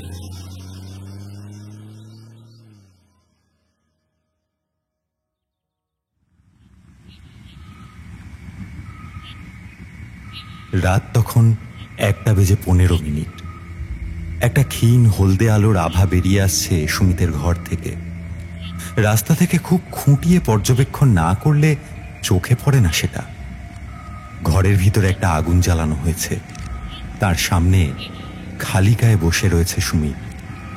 হাত জোর করে কি সব মন্ত্র উচ্চারণ করছে সে। ওম রিং ক্লিং কালিকায় নমঃ, ওম রিং ক্লিং কালিকায় নমঃ, ওম রিং ক্লিং কালিকায় নমঃ, ওম রিং ক্লিং কালিকায় নমঃ। আগুনের আলোয় তার ছায়াটা দুলে দুলে উঠছে দেওয়ালে। ঘরের দরজা বন্ধ। কিছুক্ষণ পর দরজা ঠেলে ঢুকে এলেন সুমিতের মা। তিনি এসে বসলেন সুমিতের উল্টো দিকে। কিছুক্ষণ পর সুমিত চোখ খুলে একটা ইশারা করে তার মাকে। তিনি উঠে যান সেখান থেকে। ঘরের একটা কোণে গিয়ে উবু হয়ে বসে পড়েন। ছোট্ট একটা পিঁড়িকে সরাতেই একটা কাঠের পাটাতন দেখা যায়। ছোট একটা কাঠের তৈরি চৌকো ঢাকনার মতো। সেটাকে এক টানে খুলে ফেলেন তিনি। 2 হাত ঢুকিয়ে দেন অন্ধকার গর্তে। কিছুক্ষণ পর বের করে আনে একটা কাঁচের আস্তরণে ঢাকা কাঠের বাক্স। এদিক ওদিক দেখা যায় বাক্সটা, শুধু নিচের কাঠ নির্মিত অংশটি ছাড়া। কিছু একটা আছে তাতে, কিন্তু বোঝা যায় না কি সেটা। আগুনের সামনে আনতে স্পষ্ট হয় বাক্সের ভিতরে থাকা জিনিসটা। সেটা আর কিছু নয়, একটা কাটা জীব। হ্যাঁ, মানুষের জীব। শুকিয়ে যাওয়া, কালচে লাল একটা মৃত ব্যক্তির অর্ধেক কাটা জীব। সেটাকে মাটিতে নামিয়ে রাখেন সুমিতের মা। আরও একটা বাক্স নিয়ে আসেন তিনি। সেটাকেও একইভাবে নামিয়ে রাখেন মাটিতে। সুমিত চোখ খুলে দ্বিতীয় বাক্সটাকে তুলে নেয় হাতে। ঢাকনা খুলতেই দেখা যায় তাতে সার দিয়ে রাখা রয়েছে 7টা ছোট ছোট ময়দার তৈরি পুতুল। 6টা পুতুলের গায়ে জড়ানো রয়েছে একটা করে কাপড়ের অংশ। আর সেই 6টা পুতুলের গলায়, গালে, কপালে আর মুখের মধ্যে গেঁথে রাখা আছে 4টে আলপিন। রমেনের হত্যাকারী 4 জন, বেনির উপর অত্যাচারী 2 জন, আর আজকে এই চণ্ডীপ্রসাদেরটা হলেই 7 জনের হিসেব মিলে যাবে খুব সুন্দরভাবে। প্রত্যেকের মৃত্যু হয়েছে একইভাবে, আজকেও হবে। সব হিসেব মিলে যাবে। প্রতিশোধ সম্পূর্ণ হবে সুমিতের। শান্তি পাবে রমেনের আত্মা আর তার বেনির আত্মা। রমেনের হাতেই মরবে ওই চণ্ডীপ্রসাদ। পুতুলটা মাটিতে শুইয়ে রাখে সে। সুমিতের মা তাকে একটা গামছার ছেঁড়া অংশ এগিয়ে দেন। সেটাকে নিয়ে পুতুলের গায়ে আটকে দেয় সে। তারপর আবার শুরু করে মন্ত্রোচ্চারণ। ওম রিং ক্লিং কালিকায় নমঃ, ওম রিং ক্লিং কালিকায় নমঃ, ওম রিং ক্লিং কালিকায় নমঃ, ওম রিং ক্লিং কালিকায় নমঃ। কিছুক্ষণ পর থেমে গিয়ে তুলে নেয় সেই কাচের বাক্সটা। সেটা থেকে খুব সাবধানে বের করে আনে কাটা জিভটা। একটা পরিষ্কার কাঁঠাল পাতায় রাখে সেটাকে। মন্ত্র পড়তে শুরু করে আবার। নানান বিধি ক্রিয়া করতে থাকে সে। লাল সিঁদুরের পাত্র থেকে একটু সিঁদুর মাখিয়ে দেয় সেই জিভটাকে। এরপর একটুখানি ছাই নিয়ে ছড়িয়ে দেয় সেটার উপর। জিপটা সাথে সাথে ধরফর করে নড়ে ওঠে, আর তারপরেই আবার স্থির হয়ে যায়। এরপর একটা ঠান্ডা হাওয়া স্রোত ওঠে ঘরে। সুমিতের মায়ের মুখে হাসি। হাওয়া স্রোত থেমে যায় কিছুক্ষণের মধ্যেই। আবার সব শান্ত। এবার শুধু অপেক্ষা করার পালা।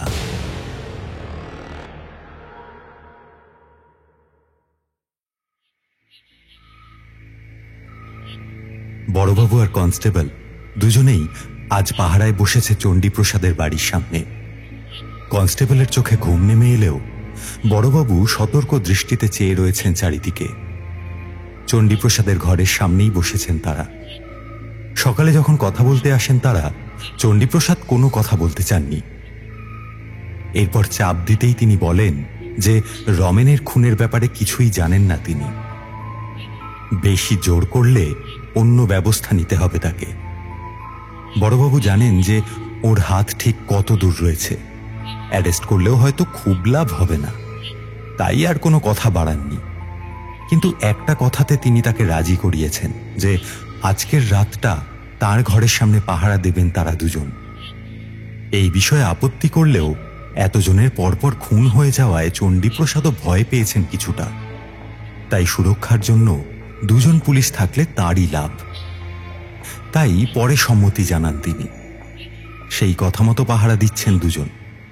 বড়বাবু নিজের হাত ঘড়িটা দেখলেন। সময় 1:45। দাওয়ায় একটা ছোট হ্যারিকেন জ্বলছে। কনস্টেবলকে ঘুমোতে দেখে একটু বিরক্ত হন তিনি। বিরক্ত হয়ে দরজার দিকে চোখ যেতেই একটু চমকে ওঠেন। তার মনে হয় কেউ যেন সরে গেল দরজার সামনে থেকে। একটা শরীর। অন্ধকারে ঠিক বুঝতে না পারলেও সেটা যে একটা পুরুষ এটা আন্দাজ করে নেওয়া যায়। তিনি উঠে পড়লেন। কেমন একটা সন্দেহ হচ্ছে তার। তবে কি তার সন্দেহই ঠিক?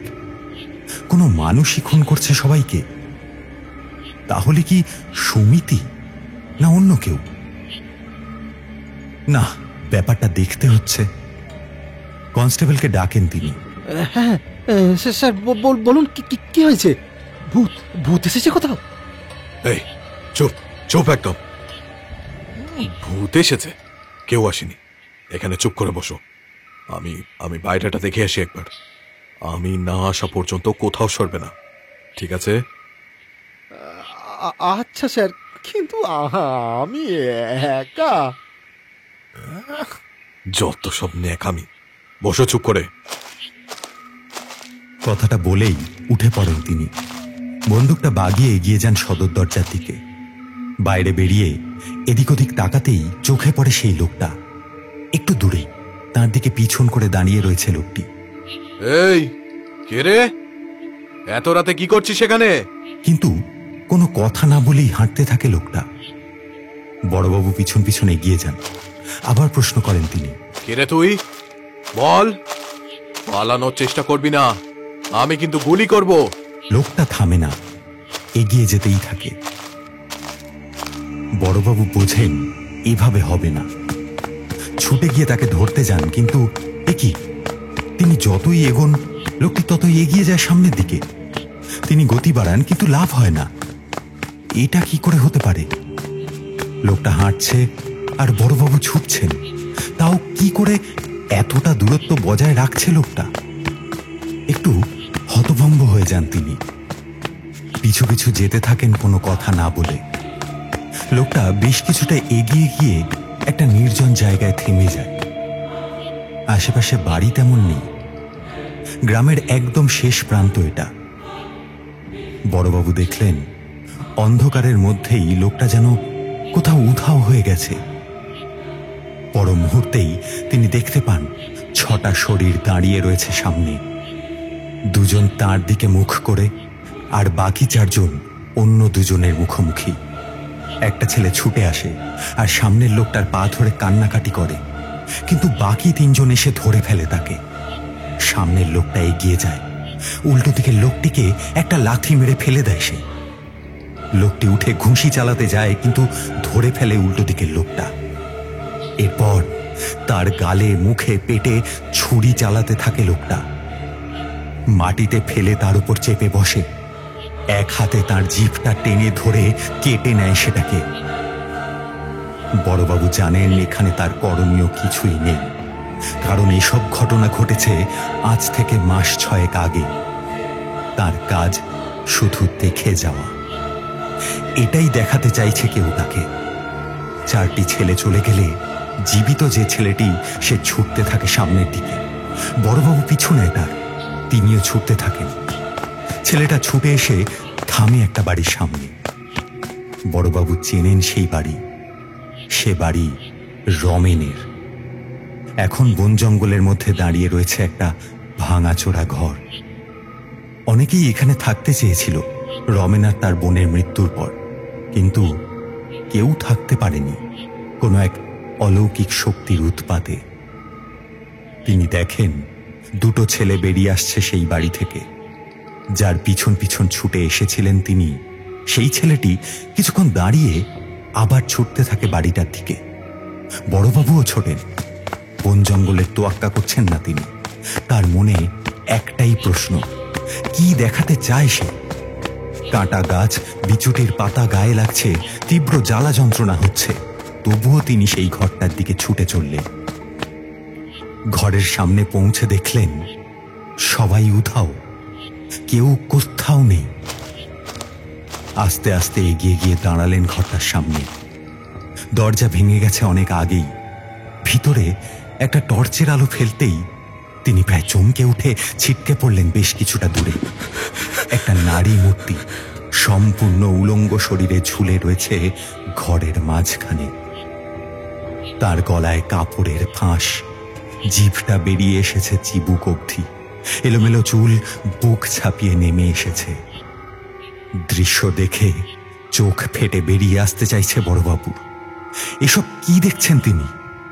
এসব সত্যি নাকি? তিনি কোনো দিন এসবে বিশ্বাস করেননি, কিন্তু আজ যা দেখছেন, এটা কি করে মনের ভুল ভেবে উড়িয়ে দেবেন তিনি? শেষমেশ উঠে পড়লেন তিনি। যে ছেলেটির পিছন পিছন তিনি ছুটে এসেছেন তাকে চিনতে পারলেন। সে আর কেউ নয়, সে সুমিত। মনে পড়ে গেল সুমিতের বাড়ি তো 2টো বাড়ি পরেই। ওখানে যেতেই হবে, জানতেই হবে এসবের রহস্য। ছুটতে লাগলেন তিনি কাঁটা ঝোপ পেরিয়ে সুমিতের বাড়ির দিকে।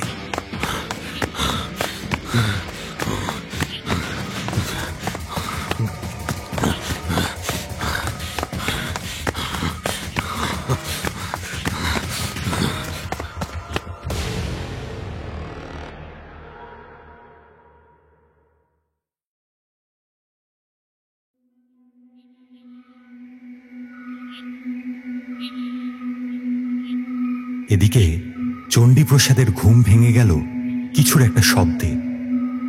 তিনি ঘুম চোখে দেখলেন চারদিকটা। না, কোথাও কিচ্ছু অস্বাভাবিক নেই। আবার শুয়ে পড়তে যাবেন এমন সময় তার চোখ গেল ঘরের উত্তর পূর্ব কোণে। অন্ধকারেও মনে হচ্ছে সেখানে কেউ যেন দাঁড়িয়ে রয়েছে। এক ঝটকায় উঠে পড়লেন তিনি। কে কে ওখানে? কে দাঁড়িয়ে? সঙ্গে সঙ্গে ওনার চোখ গেল বন্ধ ঘরের দরজার দিকে। সেদিকে তাকাতেই তার বুকের মধ্যে কেউ যেন হাতুড়ি পিটতে শুরু করলো। দরজা বন্ধ, তাহলে ভিতরে কেউ কি করে ঢুকবে? এবার কাঁপা কাঁপা গলায় জিজ্ঞেস করলেন,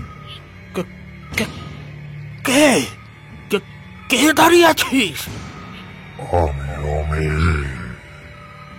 চিনতে পারলে না আমাকে? রমেন, তুই তো অনেকদিন আগেই। সে তো আমি অনেকদিন আগেই খুন হয়েছি। আপনার পোশাক কালো, আপনার কথায় আমার জিভ কেটে আমাকে খুন করেছে। তাই ওদের সবার জিভ আমি কেটে নিয়েছি এতদিন ধরে। এবার আপনার বাকি আছে শুধু আমাকে আমাকে আপনার জিভটা দেবেন না।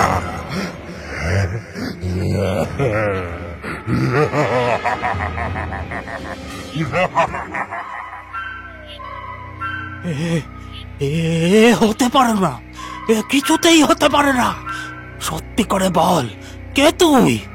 এবার কিছুটা এগিয়ে আসে সেই মূর্তিটা। ঘরের ভিতরের হ্যারিকেনের ক্ষীণ আলোয় তার মুখটা দেখতে পান চণ্ডীপ্রসাদ। অজস্র আঁকিবুকি কাটা রয়েছে সেখানে। চোখের একটা পাতা কেটে ঝুলে পড়েছে প্রায়। বাঁদিকের গালে একটা চওড়া ছুরির আঘাত। মুখটা খোলা রয়েছে তার। নিচের ঠোঁটের উপর দিয়ে গড়িয়ে পড়ছে রক্ত। ভয়ে প্রায় পাথর হয়ে যান চণ্ডীপ্রসাদ। হাত জোর করে তিনি বলে ওঠেন, রমেন, আমাকে ক্ষমা করে দে, আমাকে ক্ষমা করে দে। মানছি আমি ভুল করেছি। আমি কালকেই পুলিশকে সব বলে দেব। আমাকে মারিস না, দয়া কর ছেড়ে দে আমাকে, দয়া কর। হয় না, অর্ডার এসে গেছে, আর কিচ্ছুটি করার নেই। আমার বোনকে কথা দিয়েছিলাম সব সময় তার সাথে থাকবো, আমি তার খেয়াল রাখবো। আমাকে তো তার কাছে যেতে হবে। সে অনেক আগে অন্য জগতে চলে গেছে। আমি আটকে গেছি আপনাদের জন্য, আপনাদের উচিত শিক্ষা দেওয়ার জন্য। একবার হা করুন দেখি,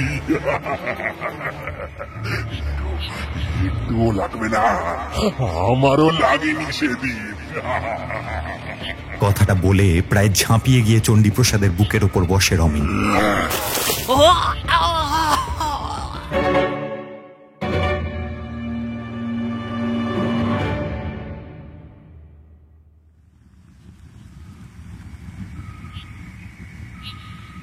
ওদিকে সুমিত দেখে জিভটা নড়ছে আবার। তার মুখে হাসিটা ফিরে আসে। সুমিতের মা তার হাতে এগিয়ে দেন 4টি আলপিন। প্রথম আলপিনটা নিয়ে সেটাকে ময়দার তৈরি পুতুলের গায়ে গিঁথে দেয় সে। সঙ্গে সঙ্গে রমেনের আত্মা একটা ছুরি সজোরে চালিয়ে দেয় চণ্ডীপ্রসাদের গাল বরাবর। তীব্র যন্ত্রণায় চেঁচিয়ে ওঠেন তিনি। কনস্টেবলের ঘুম ভেঙে যায়। সে ছুটে গিয়ে দরজায় ধাক্কা দেয়, কিন্তু লোহার মতো আটকে আছে দরজার পাল্লা দুটো। অনেক কষ্টেও খুলতে পারে না সেটাকে। ও চণ্ডী জেঠু, কি হলো? দরজা খোলো। সুমিত দ্বিতীয় আলপিনটা গেঁথে দেয় পুতুলটির কপালে। রমেনের আত্মা ছুরি দিয়ে আবারও আঘাত করে বৃদ্ধের কপালে। তৃতীয় পিনটা সরাসরি না গিথে সুমিত পুতুলটার গোটা মুখে আঁচড় কাটতে থাকে। তারপর সেটাকে গেঁথে দেয় পুতুলটির গলায়। রমেন ছুরি দিয়ে চণ্ডীপ্রসাদের গোটা গালে আনাড়ির মতন আঘাত করতে থাকে। অসহ্য যন্ত্রণায় চেঁচাতে থাকে বৃদ্ধ। চেঁচানি বন্ধ হয়ে যায় রমেনের শেষ আঘাতে।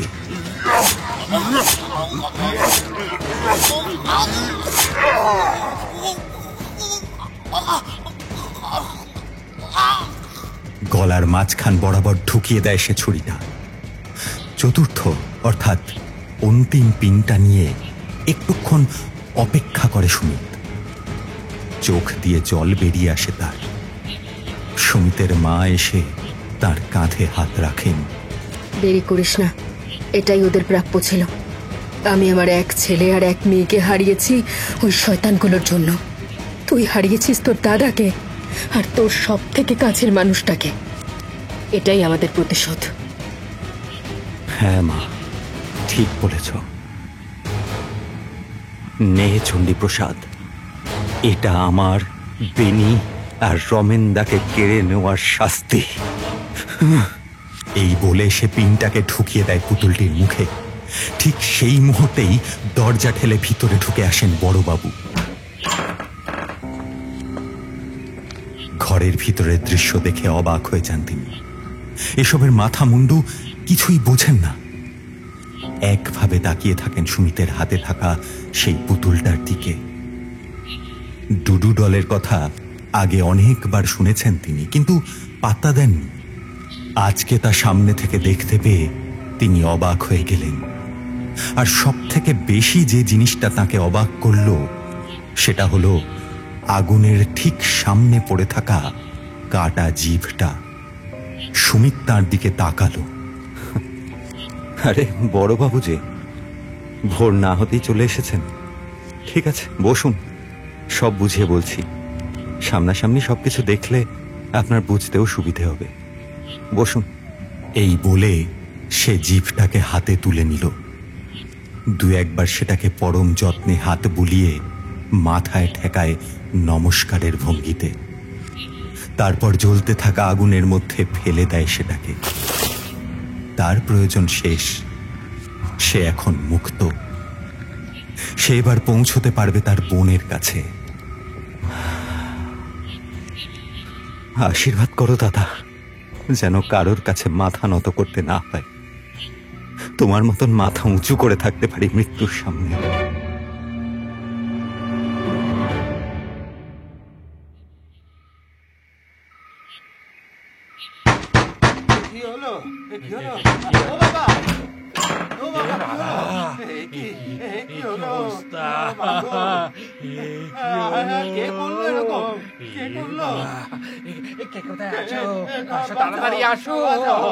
দরজায় অনেক ধাক্কাধাক্কির পর দরজা খুলে গেল এক সময়। ডাকাডাকিতে পাশের ঘর থেকেও বেরিয়ে এসেছে সবাই। কনস্টেবল ও বাকিরা ঘরে ঢুকে দেখল যে বৃদ্ধ চণ্ডীপ্রসাদ শুয়ে রয়েছেন বিছানায়। জীর্ণ শরীরে বুকের ওঠানামা প্রত্যক্ষ করা যায় না। সবাই ছুটে যায় তাঁর দিকে। একটা কান্নার রব ভেসে আসে সেখান থেকে। একটা থেকে দুটো, দুটো থেকে তিনটে, এইভাবেই বাড়তে থাকে কান্নার শব্দ। কিন্তু কনস্টেবল দাঁড়িয়ে থাকে একভাবে। তার দৃষ্টি স্থির হয়ে থাকে জানলার দিকে। একটা কালো ধোঁয়ার মতন কিছু জানলার ফাঁক দিয়ে বেরিয়ে যাচ্ছে। অবাক হয়ে যায় সে। এগিয়ে গিয়ে জানলাটা পুরো খুলে দেয় সে। কেমন যেন তার বিশ্বাস হয়েছে তার কোনো ক্ষতি হবে না, আর কারোরই কোনো ক্ষতি হবে না এই গ্রামে। দূরের আকাশের দিকে তাকিয়ে থাকে সে। সে যেন দেখতে পাচ্ছে দুটো অবয়ব, একটা ছেলে আর একটা বাচ্চা মেয়ে। দুজনে হাত ধরাধরি করে এগিয়ে যাচ্ছে দূরে, অনেক দূরে।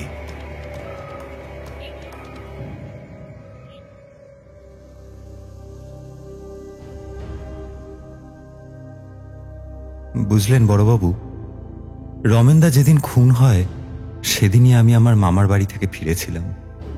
দুদিন আগে মামার বাড়ি থেকে ফোন আসে যে দাদুর খুব শরীর খারাপ, ডাক্তারও সারাতে পারছে না তাকে। বাবার শরীর খারাপ থাকায় অগত্যা আমাকেই যেতে হয় সেখানে। সেখানে গিয়ে এক আশ্চর্য জিনিস জানতে পারি। দাদুর ছোট মেয়ে, মানে আমার ছোট মাসি, একটা তান্ত্রিক টাইপের লোককে ধরে আনে। তিনি কি সব যজ্ঞ করে সারিয়ে তোলেন দাদুকে। আমার এসব বিশ্বাস ছিল না। আমি মনে করতাম যে ডাক্তারের ওষুধেই সেরে উঠেছে দাদু। তারপর আমি জেনেছিলাম ওই তান্ত্রিক নাকি খুব শক্তিশালী, এমনকি মৃত মানুষকেও ফিরিয়ে আনতে পারেন তিনি। কিন্তু তার শরীরের কোনো অঙ্গ প্রয়োজন তার জন্য। আমি মজা করে সব কথাই উড়িয়ে দিই, কিন্তু রমেনদার খুনের দিন আমি প্রায় দিশেহারা হয়ে যাই। রমেনদাকে নিজের চোখের সামনে মরতে দেখেছি আমি। দেখেছি আমার সব থেকে ভালোবাসার মানুষ বেনিকে ওই ঝুলন্ত অবস্থায়। আমি জানতাম পুলিশকে বলে কোনো সুরাহা তো হবেই না, উল্টে আমার পরিবারের উপর বিপদ নেমে আসবে। তাই এক প্রকার ক্রোধে অন্ধ হয়ে ছুটে যাই রমেনদার মৃতদেহের কাছে। গিয়ে দেখি সেখানে রমেনের প্রাণহীন শরীরটা পড়ে রয়েছে, আর কিছুটা দূরে তার কাটা জিভের অংশ। সেটাকে কুড়িয়ে নিয়ে বাড়ি ফিরে আসি। এসে মাকে সব কথা জানাই। মা মা নিজেও খুব ভেঙে পড়ে। তারপর মাই আমাকে বলে যে ওই তান্ত্রিকের কাছে যেতে। আমি তাই করি, জিভটা নিয়ে যাই সেই তান্ত্রিকের কাছে। তার কাছে মায়ের নাম বলতে সঙ্গে সঙ্গে তিনি চিনতে পারেন। তাকেও বলি পুরো ঘটনাটা। তিনি আমাকে এই শিক্ষা দেন কিভাবে রমেনদাকে জাগিয়ে তুলতে হবে এবং তাকে দিয়ে কিভাবে কাজ করানো যাবে। এই পুতুল তন্ত্রের শিক্ষাও তিনি আমাকে দিয়েছেন। এবার বলুন সবকিছু পরিষ্কার হলো? প্রায় হাঁ করে শুনছিলেন বড়বাবু। একটু ধাতস্থ হতে সময় লাগলো তার। কিছু একটা বলতে যাচ্ছিলেন, এই সময়ে কনস্টেবল এসে ঢুকলো ঘরের মধ্যে। স্যার, চণ্ডীপ্রসাদ মারা গেছেন। কেউ তার জিভ কেটে নিয়েছে ছুরি দিয়ে।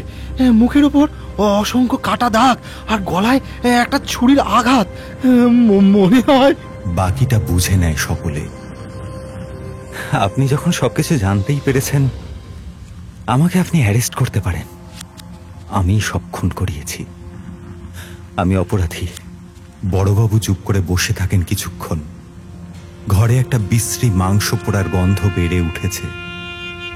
রমেনের জিভটা পুড়ছে দাউ দাউ করে। বড়বাবু বললেন,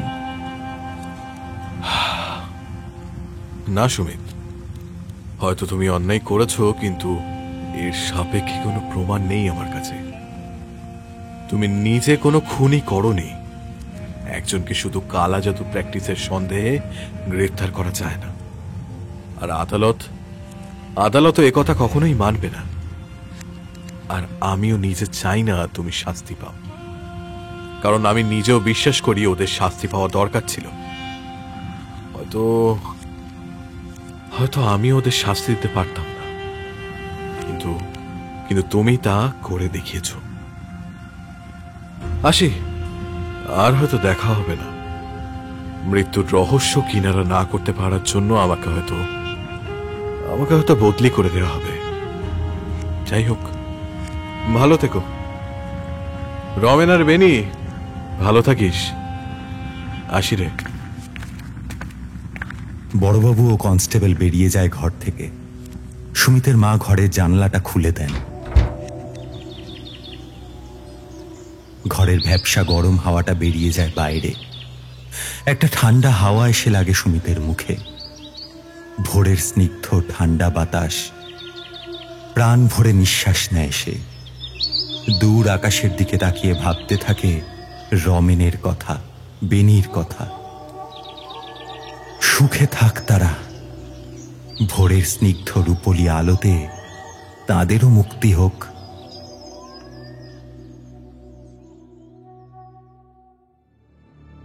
প্রতিশোধের আগুন যখন জ্বলে ওঠে, তখন তা যুক্তি বা আইনের ধার ধারে না। সুমিতের প্রতিশোধ সম্পূর্ণ হল, আর তার সাথে মুক্তি পেল দুটি অতৃপ্ত আত্মা। আপনারা শুনছিলেন সৌম্য মুখার্জি রচিত অতি প্রাকৃত প্রতিশোধের গল্প জীব কাটার আতঙ্ক, পরিবেশনায় অহর্নিশি। এই টানটান উত্তেজনার গল্পটিকে আপনাদের কাছে জীবন্ত করে তুলেছেন আমাদের প্রতিভাবান শিল্পীরা। গল্পের বিভিন্ন চরিত্রে কণ্ঠ দিয়েছেন। কথক ও সুমিতের চরিত্রে ছিলেন অভিজিৎ, রমেন ও মোড়লের চরিত্রে ছিলেন সুরজিৎ, বড়বাবু ও ডাক্তারের চরিত্রে ছিলেন অনিকেত, কনস্টেবলের চরিত্রে ছিলেন মিঠুন, চণ্ডীপ্রসাদ, বলাই ও চণ্ডীপ্রসাদের ভৃত্যর চরিত্রে ছিলেন সুলিপ্ত, কালু ও মোড়লের চরিত্রে ছিলেন আলাপন। আমাদের এই পরিবেশনা আপনাদের কেমন লাগলো তা অবশ্যই কমেন্ট করে জানাবেন। আপনাদের প্রতিটি মতামত আমাদের কাছে অমূল্য। অহর্নিশি চ্যানেলটিকে সাবস্ক্রাইব করে আমাদের এই যাত্রার সঙ্গী হন। দেখা হবে পরবর্তী পর্বে নতুন কোনো রহস্য নিয়ে। ভালো থাকবেন। নমস্কার।